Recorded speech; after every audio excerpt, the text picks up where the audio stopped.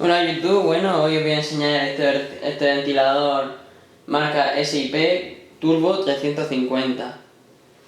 Es un ventilador de gran velocidad que se utiliza para refrigerar transformadores, en plantas de pintura para secar las piezas, etc.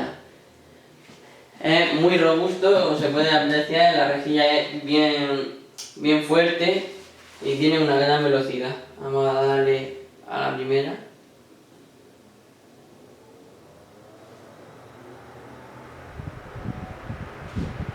Ahí se puede apreciar que tiene bastante velocidad y le tira un gran caudal de aire.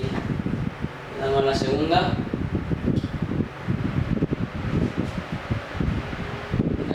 Ahí tira más todavía y ahora en la tercera.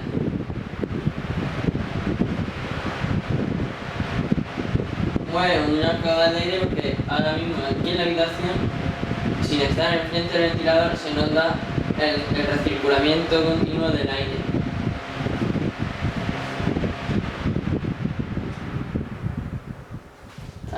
La parte trasera es así, tiene aquí su selector de velocidad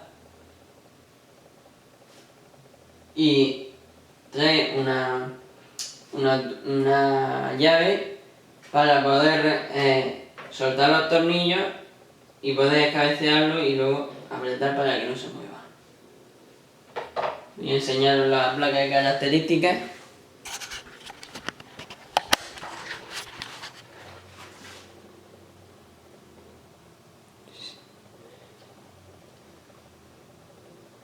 Ahí se puede ver.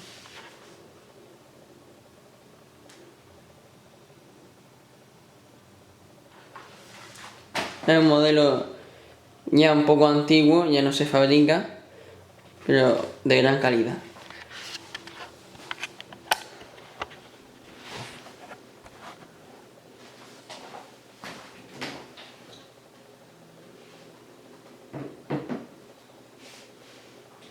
Bueno, pues aquí os dejo con él. Muchas gracias por ver mi vídeo y hasta pronto.